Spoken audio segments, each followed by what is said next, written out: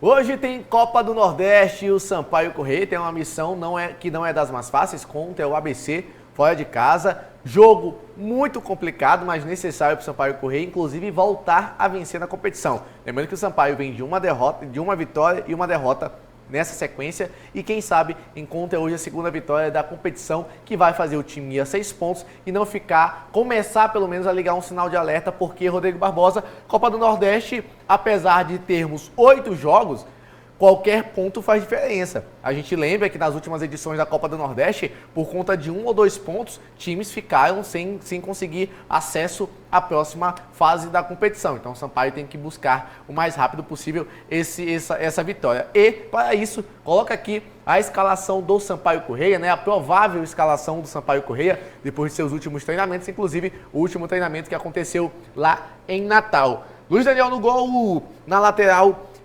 direita, né? Matheus Luquede, Alan Godoy, Joécio e Vitinho. No meio, Emerson, Rafael Villa. Lá mais à frente, Maurício ou Eloy. Nas pontas, Nadson, Matheus Martins e Rafael Furtado.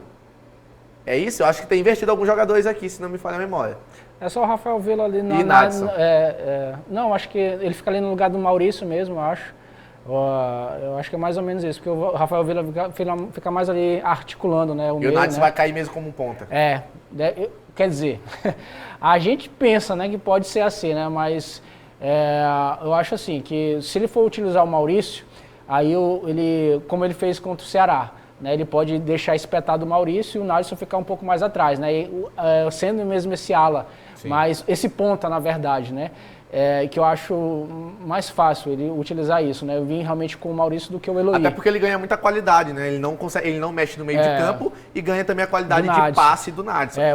Lembrando que Pimentinha não viaja. Não viaja, então, não assim, viaja. sem Pimentinha... É muito mais difícil, né?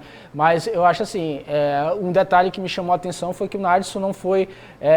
praticamente ele não passava na linha do meio de campo, para o ataque. Sim. Né? Ele não soltou tanto o Nadson, né, no jogo contra o Ceará, onde ele utilizou um pouco essa escalação um pouco parecida com essa aí que ele deve mandar campo. Então ele ficou muito mais com 4-4-2. Ali encostando, ajudando mais o Matheus Ludic ali no sistema defensivo, o Maurício fazendo uma outra ultrapassagem, até mesmo porque o Matheus Ludic não é um lateral que ataca tanto, né, não aparece tanto ali na frente, né, como era o Mateuzinho ano passado no Sampaio Corrêa.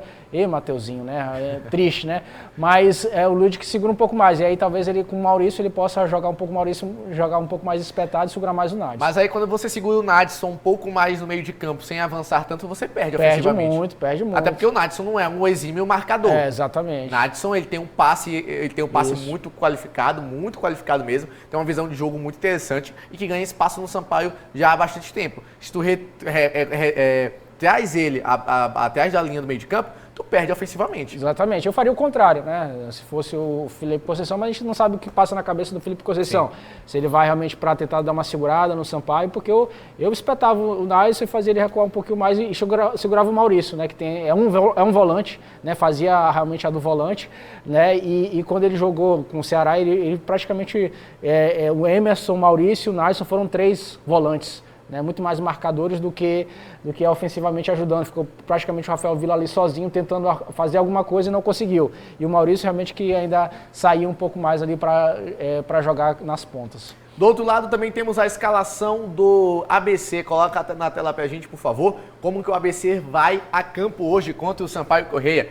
Simão no gol, na lateral, Alemão, no miolo da zaga, Richardson e Afonso. Na outra lateral, na lateral esquerda, Márcio Azevedo. Meio de campo, Daniel, Matheus Anjos ou Gustavo Hebling. Mais à frente, na criatividade, Jean Patrick. Na ponta direita, Fábio Lima.